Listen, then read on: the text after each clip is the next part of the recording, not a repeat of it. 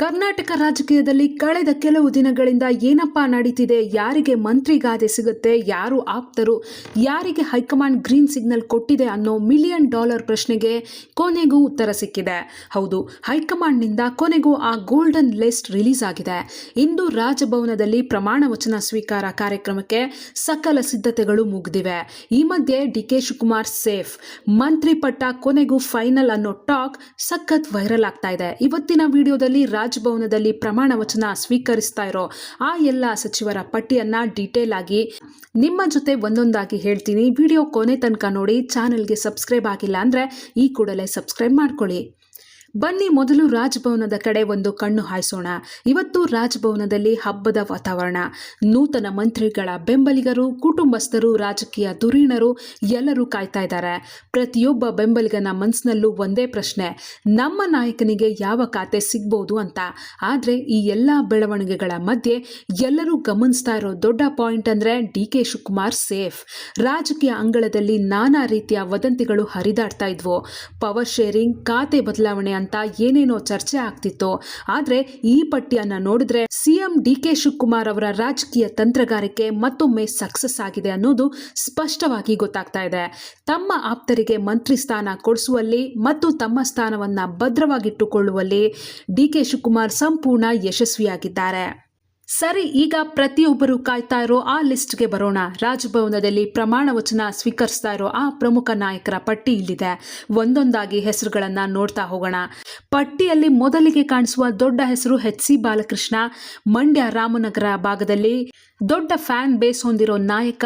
ಇವರ ಜೊತೆಗೆ ಉತ್ತರ ಕರ್ನಾಟಕದ ಬಲಿಷ್ಠ ನಾಯಕ ಲಕ್ಷ್ಮಣ್ ಸವದಿ ಅವರ ಎಂಟ್ರಿ ಕಾಂಗ್ರೆಸ್ಗೆ ಲಿಂಗಾಯತ ಪವರ್ ಹೆಚ್ಚಿಸಿದೆ.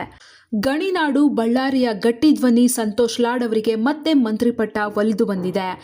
ಅವ್ರ ಜೊತೆಗೆ ಕೊಪ್ಪಳ ಭಾಗದ ಶಿವರಾಜ್ ತಂಗಡಿಗೆ ಕೂಡ ಲಿಸ್ಟ್ನಲ್ಲಿದ್ದಾರೆ. ಇಬ್ಬರು ಹೈಕಮಾಂಡ್ ಮಟ್ಟದಲ್ಲಿ ಒಳ್ಳೆ ಪ್ರಭಾವ ಇಟ್ಟುಕೊಂಡಿರೋ ನಾಯಕರು. ಲಂಬಾಣಿ ಸಮುದಾಯದ ಮುಖಂಡ ರುದ್ರಪ್ಪ ಲಮಾಣಿ ಅವರಿಗೂ ಮಂತ್ರಿ ಸ್ಥಾನ ಸಿಕ್ಕಿದೆ. ಅದ್ರ ಜೊತೆಗೆ ಹಿರಿಯ ನಾಯಕರಾದ KS ಬಸವಂತಪ್ಪ ಹಾಗೂ ಬಸವರಾಜ ರಾಯರೆಡ್ಡಿ ಅವರಿಗೂ ಪ್ರಮುಖ ಆದ್ಯತೆ ನೀಡಲಾಗಿದೆ. ರಾಯರೆಡ್ಡಿ ಅವರ ಅನುಭವ ಸರ್ಕಾರಕ್ಕೆ ದೊಡ್ಡ ಬಲ ಸಿಕ್ಕಂತಾಗಿದೆ. ವಾಲ್ಮೀಕಿ ಸಮುದಾಯದ ಪ್ರಭಾವಿ ನಾಯಕ B ನಾಗೇಂದ್ರ ಅವರಿಗೆ ಹಾಗೂ ಚಿತ್ರದುರ್ಗ ಭಾಗದ T ರಘುಮೂರ್ತಿ ಅವರಿಗೂ ಸಚಿವ ಸಂಪುಟದಲ್ಲಿ ಜಾಗ ಸಿಕ್ಕಿದೆ. ಅಲ್ಪಸಂಖ್ಯಾತ ನಾಯಕರ ಪೈಕಿ ಬೆಂಗಳೂರಿನಲ್ಲಿ ಸಖತ್ ಆಕ್ಟಿವ್ ಆಗಿರೋ ಜಮೀರ್ ಅಹಮದ್ ಖಾನ್ ಹಾಗೂ ಶಿವಾಜಿನಗರ ಶಾಸಕ ರಿಜ್ವಾನ್ ಅರ್ಷದ್ ಇಬ್ಬರಿಗೂ ಸ್ಥಾನ ಸಿಕ್ಕಿದೆ. ಜಮೀರ್ ಅವರ ಮಾಸ್ ಫಾಲೋಯಿಂಗ್ ಮತ್ತು ರಿಜ್ವಾನ್ ಅವರ ಸೈಲೆಂಟ್ ವರ್ಕ್ ಇಬ್ಬರಿಗೂ ಪ್ಲಸ್ ಆಗಿದೆ. ಈಡಿಗ ಸಮುದಾಯದ ಮಧು ಬಂಗಾರಪ್ಪ ಹಾಗೂ ಚಾಮರಾಜನಗರ ಭಾಗದ ಉಪ್ಪಾರ ಸಮುದಾಯದ ಬಲಿಷ್ಠ ನಾಯಕ ಪುಟ್ಟರಂಗೇಶ್ ಶೆಟ್ಟಿ ಅವರಿಗೂ ಸಂಪುಟದಲ್ಲಿ ಅವಕಾಶ ಸಿಕ್ಕಿದೆ. ಹಿಂದುಳಿದ ವರ್ಗಗಳ ಬ್ಯಾಲೆನ್ಸ್ ಮಾಡಲು ಹೈಕಮಾಂಡ್ ಸೂಕ್ತ ಲೆಕ್ಕಾಚಾರ ಮಾಡ್ದಂಗೆ ಕಾಣಿಸ್ತಾ ಇದೆ. ಕರಾವಳಿ ಭಾಗದಿಂದ ಮಂಕಾಳ ವೈದ್ಯ ಅವರಿಗೆ ಅವಕಾಶ ಸಿಕ್ಕಿದ್ರೆ, ಹೈದರಾಬಾದ್ ಕರ್ನಾಟಕ ಭಾಗದಿಂದ ಧರಮ್ ಸಿಂಗ್ ಅವರ ಪುತ್ರ ಡಾಕ್ಟರ್ ಅಜಯ್ ಸಿಂಗ್ ಸಂಪುಟಕ್ಕೆ ಸೇರ್ಪಡೆ ಆಗ್ತಾ ಇದ್ದಾರೆ. ಹಳೆಯ ಮೈಸೂರು ಭಾಗದ ಗೌಡ ಸಮುದಾಯವನ್ನ ಬ್ಯಾಲೆನ್ಸ್ ಮಾಡಲು ಚಲುವರಾಯಸ್ವಾಮಿ ಮತ್ತು ಹಾಸನದ ಫೈರ್ ಬ್ರ್ಯಾಂಡ್ ಶಾಸಕ KM ಶಿವಲಿಂಗೇಗೌಡ ಅವರಿಗೆ ಜಾಗ ಸಿಕ್ಕಿದೆ. ಇದ್ರ ಜೊತೆಗೆ ವಿಜಯಾನಂದ ಕಾಶಪ್ಪನವರ್, ಶರತ್ ಬಚ್ಚೇಗೌಡ ಅಥವಾ ನರೇಂದ್ರ ಸ್ವಾಮಿ ಹೀಗೆ ಹಲವು ನಾಯಕರ ಹೆಸರುಗಳು ಈ ಫೈನಲ್ ಲಿಸ್ಟ್ನಲ್ಲಿ ರೇಸ್ನಲ್ಲಿ ಮುಂಚೂಣಿಯಲ್ಲಿದೆ. ಹಾಗೇನೆ ಮಹಿಳಾ ಕೋಟಾದಲ್ಲಿ ಯಾರಾಗ್ತಾರೆ ಅಂತ ಎಲ್ಲರೂ ಕುತೂಹಲದಿಂದ ಕಾಯ್ತಾ ಇದ್ರು. ಆದರೆ ಯಾರು ಊಹಿಸದಂತ ಗಾಯತ್ರಿ ಶಾಂತೇಗೌಡ ಅವರಿಗೆ ಸಚಿವ ಸ್ಥಾನ ಸಿಗ್ತಾ ಇದೆ. ಈ ಲಿಸ್ಟ್ ಅನ್ನ ಸೂಕ್ಷ್ಮವಾಗಿ ಗಮನಿಸಿದ್ರೆ ನಮಗೊಂದು ವಿಷಯ ಸ್ಪಷ್ಟವಾಗಿ ಗೊತ್ತಾಗ್ತಾ ಇದೆ. ಹೈಕಮಾಂಡ್ ಮತ್ತು ರಾಜ್ಯ ನಾಯಕರು ಈ ಬಾರಿ ಯಾವುದೇ ತಪ್ಪು ಮಾಡಬಾರದು ಅಂತ ಪ್ರತಿಯೊಂದು ಜಿಲ್ಲೆ, ಪ್ರತಿಯೊಂದು ಜಾತಿ ಮತ್ತು ಪ್ರಾದೇಶಿಕ ಸಮತೋಲನವನ್ನ ಮನಸ್ಸಿನಲ್ಲಿಟ್ಟುಕೊಂಡು ಈ ಪಟ್ಟಿ ರೆಡಿ ಮಾಡಿದ್ದಾರೆ. ಉತ್ತರ ಕರ್ನಾಟಕ ಮತ್ತು ದಕ್ಷಿಣ ಕರ್ನಾಟಕ ಇಬ್ಬರಿಗೂ ಸಮಾನ ಆದ್ಯತೆ.